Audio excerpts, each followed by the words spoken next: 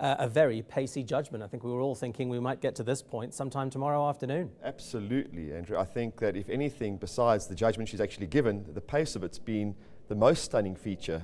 You know, she comes with the reputation of being slow and meticulous and very, very thorough.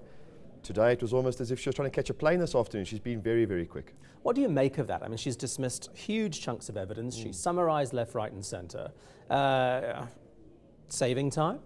I don't really know. I mean, obviously she thinks that the neighbour evidence and the forensic evidence and all those things are irrelevant. It really just comes down to Oscar's testimony and what he has to say as being the case or not the case. So at this point, she's assessed him not to have had murderous intent, irrespective of who was behind the door.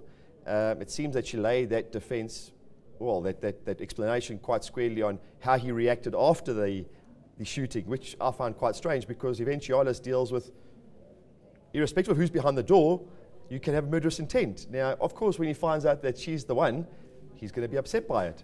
So, you know, I find the rationale very strange at this point.